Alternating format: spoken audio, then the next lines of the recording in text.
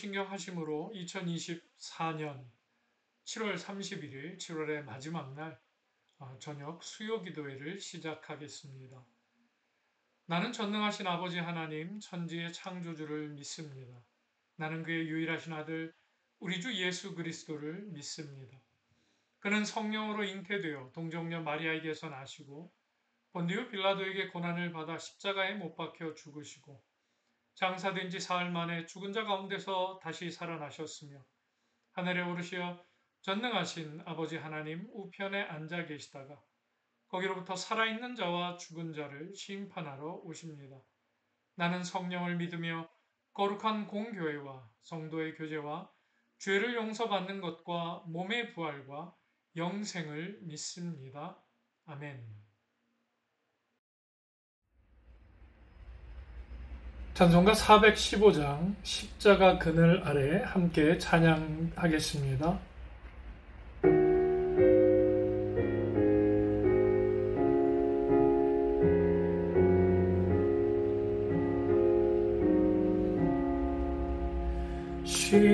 십자가 그늘 아래 나 쉬기 원하네. 저 햇볕 힘이 뜨겁고 또 짐이 무거워 이 광야 같은 세상에 늘 방황할 때에 주 십자가의 그늘에 내 쉴 곳 찾았네. 내 눈을 밝히 떠서 저 십자가 볼 때 날 위해 고난 당하신 주 예수 보인다. 그 형상 볼 때 내 맘에 큰 찔림 받아서 그 사랑 감당 못하여 눈물만 흘리네. 십자가 그늘에서 나 길이 살겠네. 나 사모하는 광채는 주 얼굴뿐이라. 이 세상 나를 버려도 나 두려움 없네. 내 한량 없는 영광은 십자가뿐이라.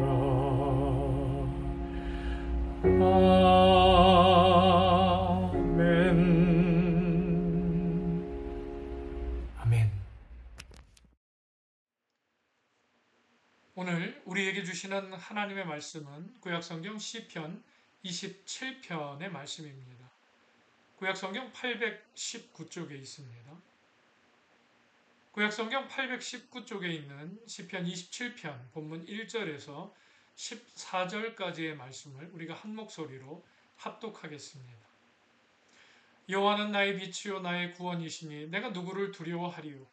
여호와는 내 생명의 능력이시니 내가 누구를 무서워하리요. 악인들이 내 살을 먹으려고 내게로 왔으나 나의 대적들 나의 원수들인 그들은 실족하여 넘어졌도다.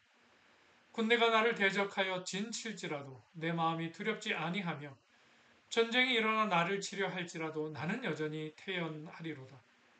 내가 여호와께 바라는 한 가지 일 그것을 구하리니 곧 내가 내 평생에 여호와의 집에 살면서 여호와의 아름다움을 바라보며 그 성전에서 사모하는 그것이라.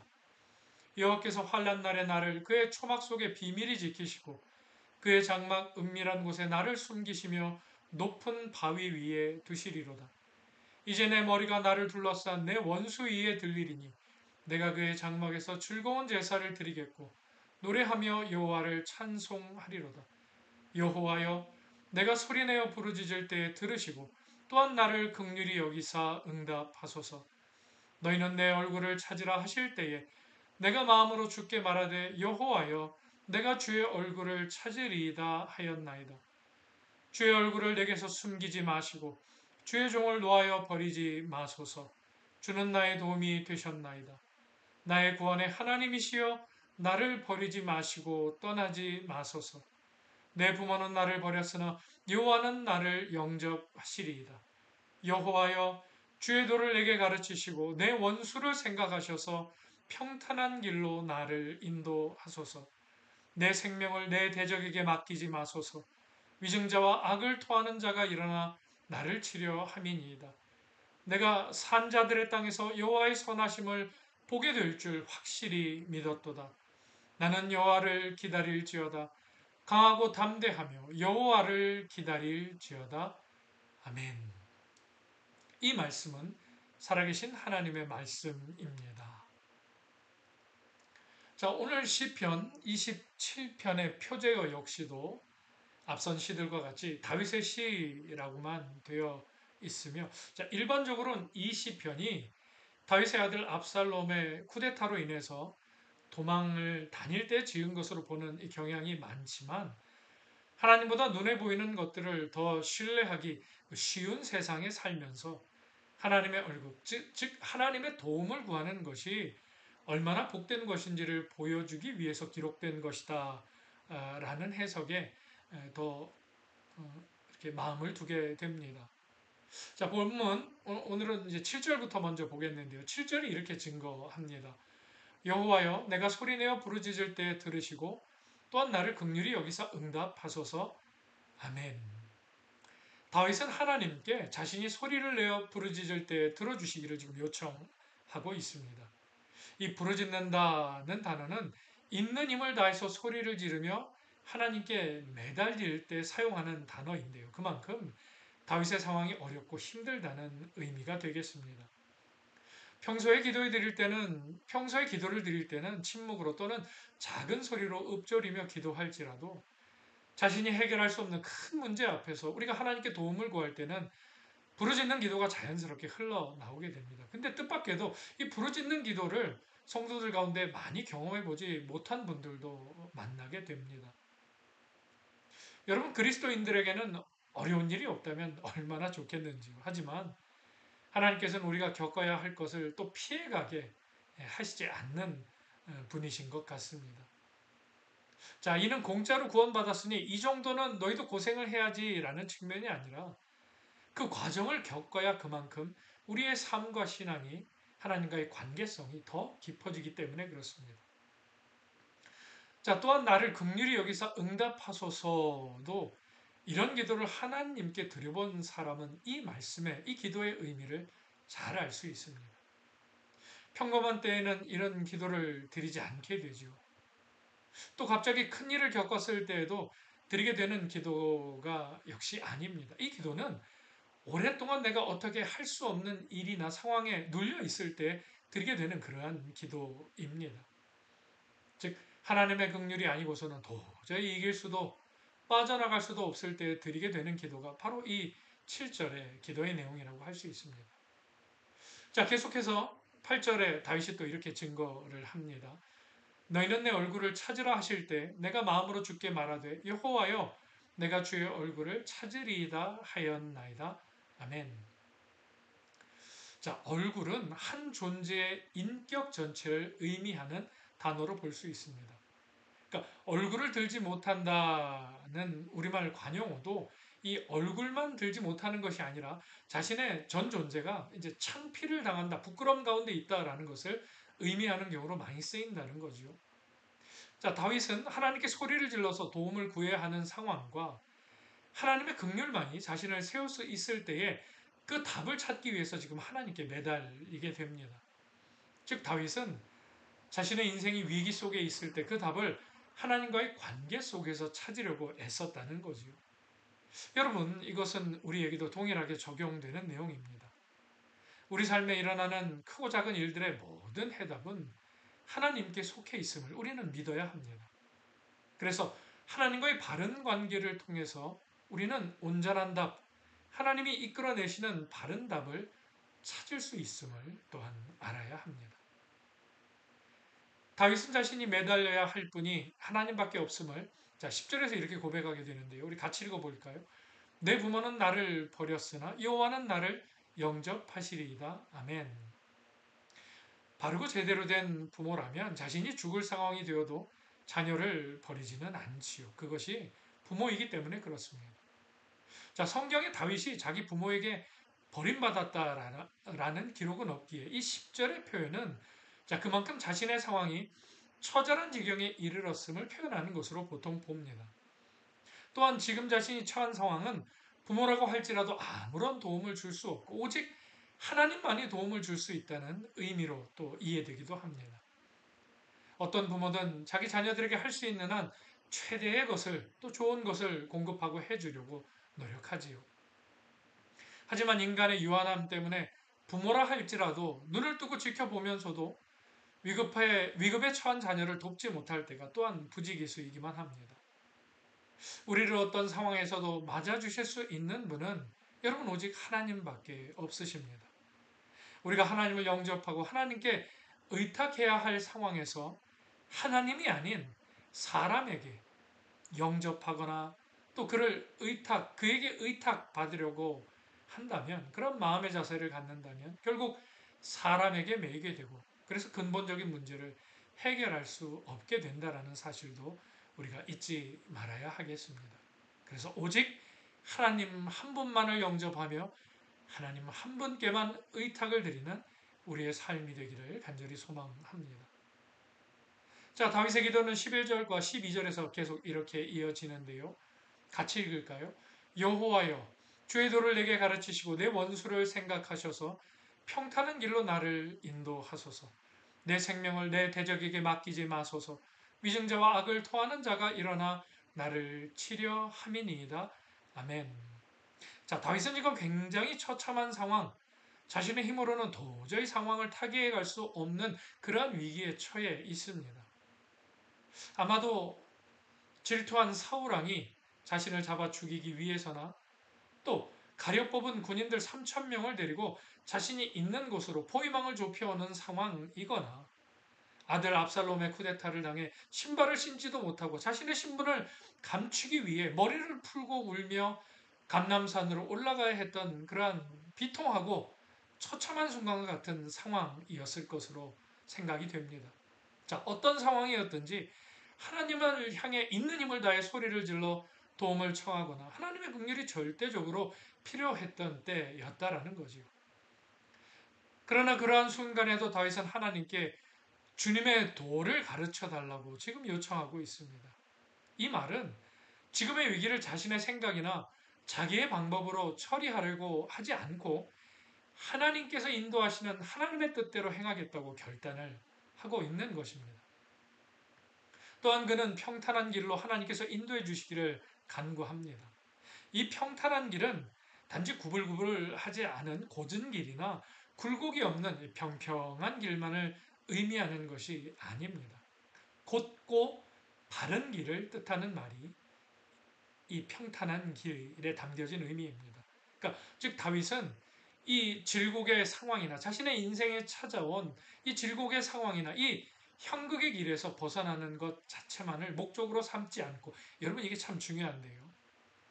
그러니까 그러한 상황만 타개하고 하나님 앞에 기도가 됐던 어떤 방법이 됐든 하나님 도와주세요, 해결해 주세요 라고 도움받고 해결받으면 곧 하나님이 해주셨다는 사실을 잊고 그냥 또 예전의 방법으로 살아가는 그러한 데만 목적을 두지 않고 그는 바르고 신실한 삶을 늘 하나님 코람데오, 그렇죠, 이 한마디로 정의할 수 있는 하나님 앞에서의 신실한 삶을 늘 살고 싶은 소원을 지금 하나님 앞에 아뢰고 있다라는 사실입니다. 그래서 우리는 다윗을 믿음의 사람이고 하나님의 사람, 하나님의 마음에 합한 자라고 같은 마음으로 또 고백하고 인정할 수 있는 것입니다. 다윗은 도대체 하나님을 어떤 분으로 여기고 있었기에 그가 몹시 이렇게 위급한 상황에서도 오직 하나님의 도우심만을 구할 수 있었는지를 이제 다시 맨 처음 1절로 돌아가서 자 그의 고백을 함께 들어보겠습니다.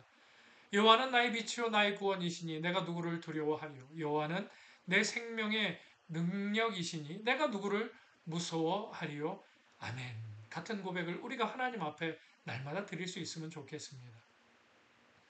다윗은 하나님을 칠흑같이 어두운 인생을 걸을 때는 빛으로 인식했고 죽음의 골짜기와 같은 곳을 걸어갈 때에는 구원하시는 분으로 또 유한한 생명일지라도 보호해 주시는 능력으로 받아들이고 있습니다. 다윗은 하나님을 나의 빛, 나의 구원, 내 생명의 능력이라고 말하며 모두 1인칭으로 지금 고백을 하고 있는 모습을 볼 수 있습니다. 즉 다윗에게 하나님은 어떠한 관념이나 이론이 아닌 진정한 실제였던 것이죠. 우리의 신앙생활에서 주님의 빛의 조명을 받지 못한다고 생각되거나 하나님의 구원을 경험하지 못했거나 능력이 되시는 주님을 체험하지 못하고 혹 그러한 상황에 우리가 있다면 그것은 하나님을 우리가 1인칭으로 여기는 것이 아니라 2인칭, 3인칭으로 생각하고 있기 때문일 가능성이 여러분 많습니다. 또 그렇지 않으면 하나님께서 이미 빛으로 구원으로 능력으로 오셨음에도 우리 삶에 다가오셨음에도 알지 못하고 있는 영적인 무기력증에 빠져 있을 수도 그것이 원인일 수도 있습니다. 그래서 우리는 나의 영적인 상태가 어떤 상태인지를 늘 말씀 앞에서 또 하나님과의 기도의 관계성 속에서 확인할 수 있어야 합니다. 자, 계속해서 다윗은 2절과 3절에서 또 이렇게 얘기하는데요. 악인들이 내 살을 먹으려고 내게 왔으나 나의 대적들, 나의 원수들인 그들은 실족하여 넘어졌도다.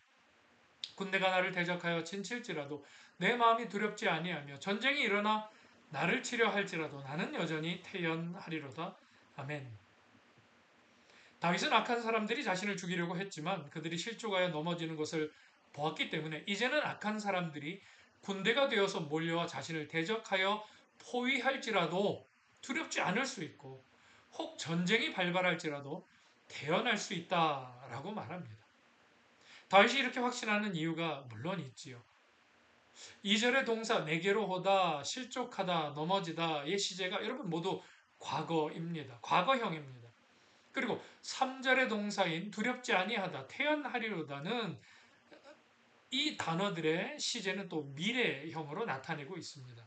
그러니까 다윗은 하나님께서 과거에 자신을 지켜주셨던 것을 기억하고 있으며 분명히 기억하고 있고 또 그 기억을 붙잡고 미래에도 하나님께서 여전히 그러하실 것을 지금 확신하고 있는 그러한 상태를 고백하고 있는 겁니다. 여러분 이 역시도 물론 우리에게 동일하게 적용되는 내용입니다. 과거에 하나님의 동행하심을 경험했던 사람은 지금도 그러하고 또 미래에도 하나님께서 동행해 주실 것을 믿을 수 있는 믿음으로 나아갈 수 있습니다. 여러분 이러한 말이 있습니다. 현재가 곧 과거이다. 그리고 과거가 곧 현재이며 현재가 곧 미래이다. 이러한 유사한 말들을 많이 우리가 책을 통해서나 또 어떤 격언집을 통해서 들을 수 있습니다. 그래서 모든 것이 사실 연결이 되어 있다고 할 수 있습니다. 과거의 일은 어제 끝났다고 해서 끝나는 것이 아니고 또 미래의 일은 아직 주어지지 않아서 아직 일어나지 않은 일이기 때문에 아무런 준비가 필요한 것이 아니지요. 그래서 매일매일 하루하루의 시간들이 정말 중요합니다. 어쩌면 우리 인간은 오늘 하루만 살아내는 삶이다라는 말도 그래서 참 우리가 깊은 묵상을 해야 되는 말이 아닐까라는 생각을 해봅니다. 자, 그래서 현재 하나님과 동행하는 사람이 미래를 하나님께 맡길 수 있고 하나님께서 행하실 일을 또한 기대하고 기다릴 수 있게 되는 것입니다. 우리가 이 말씀의 의미를 깊이 묵상하고 또 깨닫는 지혜로 나아갈 수 있기를 간절히 소망해 봅니다. 자, 그런 다윗에게는 간절한 소원이 있었습니다. 4절입니다. 내가 여호와께 바라는 한 가지 그 일을 구하리니 곧 내가 내 평생에 여호와의 집에 살면서 여호와의 아름다움을 바라보며 그의 성전에서 사모하는 그것이라. 아멘. 이 본문을 가지고 만든 찬양, 참 아름다운 찬양이 있습니다. 여기서 말하는 한 가지 일에서 한 가지는 숫자 1을 여러분 의미하는 것이 아니라 간절함을 뜻하는 의미로 나타냅니다. 우리 성경에는 내가 여호와께 바라는 한 가지 일 그것을 구하리니로 이어지지만 히브리어 성경과 영어 성경에는 한 가지 일이 가장 먼저 나옵니다. 그러니까 다윗의 소원은 평생 동안 계속 말씀드리지만 여호와의 집, 즉 성전에서 사는 것이었습니다. 여기에서뿐만이 아니라 시편 23편에서 우리가 봤던 것처럼 6절인데요. 23편 내 평생의 선하심과 인자하심이 반드시 나를 따르리니 내가 여호와의 집에 영원히 살리로다라고 이미 그는 고백한 바가 있습니다. 다윗은 성전에서 하나님을 섬기는 직무를 맡았던 제사장이 속한 레위 지파가 아니라 유다 지파였습니다. 자, 그럼에도 이러한 소원을 갖고 그가 있었던 것은 평생에 하나님과 깊은 교제를 하겠다는 결단이 그의 삶 속에 있었기 때문에 가능한 일이었습니다. 다윗은 하나님께서 자신을 어떻게 지켜주시는지를 이제 5절과 6절에서 이렇게 증거합니다. 함께 읽을까요? 여호와께서 환난 날에 나를 그의 초막 속에 비밀히 지키시고 그의 장막 은밀한 곳에 나를 숨기시며 높은 바위 위에 두시리로다. 이제 내 머리가 나를 둘러싼 내 원수 위에 들리리니 내가 그의 장막에서 즐거운 제사를 드리겠고 노래하며 여호와를 찬송하리로다. 아멘. 다윗은 하나님께서 자신은 초막 속에 숨겨 지켜 주시겠고 장막에 숨겨 두셨다가 반석 위에 세워 주실 것이다 라고 확신하며 고백합니다. 저와 여러분의 삶에도 하나님께서 마치 초막과 장막 속에 숨기시는 때와 같이 느껴지는 그런 삶의 순간들이 여러분 있습니다. 자, 그런 때는 우리가 숨겨져 있기 때문에 답답하다고 왜 이런 때가 필요할까 또 그렇게 생각할 때가 있지요. 그러나 여러분, 우리 삶에 그러한 상황이 만약 주어진다면 우리는 이러한 마음을 먹을 수 있으면 좋겠습니다. 아, 이때를 통해서 하나님께서 우리를 더 잘 사용하시기 위해 하나님께서 쓰시기에 편하실 만큼 우리를 숙성시키시고 성숙해지기를 바라시며 주시는 때구나 라고 우리가 그렇게 믿음으로 받아들일 수 있었으면 참 좋을 것 같습니다.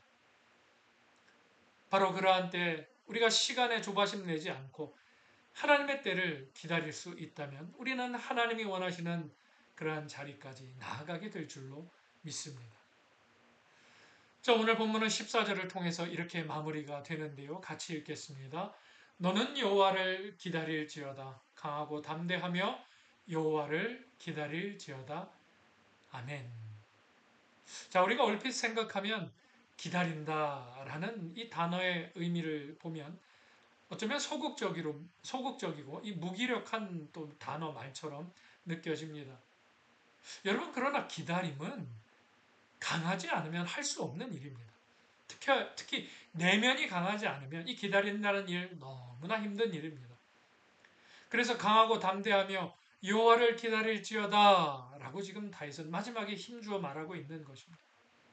자, 그런데 여호와를 기다릴지어다에서의 이 기다림의 초점은 기다림에 있지 않고 여러분 여호와에 있다라는 사실을 우리는 기억해야 합니다. 우리의 기다림이 하나님이 아닐 때 그 기다림은 전혀 쓸데없는 것이 되거나 약간의 도움밖에 되지 않게 됩니다. 우리의 삶과 가정이 망가지고 고장이 나 있다면 그 근본 원인은 우리가 하나님을 기다리지 않고 다른 것을 기다리다가 지쳐버린 이유가 대부분일 때가 많습니다. 주님께서는 우리의 망가진 삶을 영원히 망가지지 않게 하도록 하시기 위해서 십자가를 지셨다는 사실을 우리는 잊지 말아야 합니다. 오늘 말씀을 정리하겠습니다.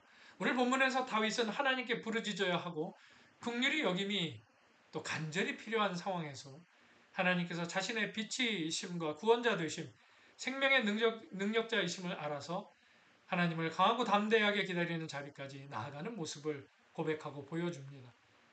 다윗에게 있었던 하나님께 부르짖어야 할 상황과 긍휼이 여겨주심이 필요한 상황은 그 당시는 고통스러웠을지라도 강하고 담대한 마음으로 하나님을 기다리는 수준까지 올라갈 수 있도록 역사하시는 하나님의 은혜의 그런 묶음, 매임, 체인이었던 것이지요.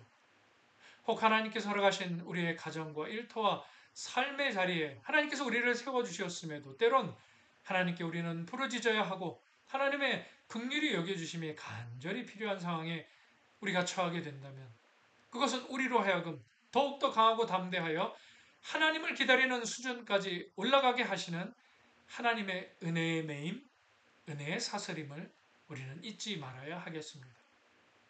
우리의 삶에 여전히 불편한 것들이 있고 간절히 기도하지 않으면 안 될 기도의 제목이 보여지고 깨달아진다면, 주어지게 된다면 그것은 하나님께서 우리와 여전히 교제하시고자 하시는 사랑의 손길로 우리가 믿고 의지하며 그 길로 나아갈 수 있기를 간절히 소망합니다.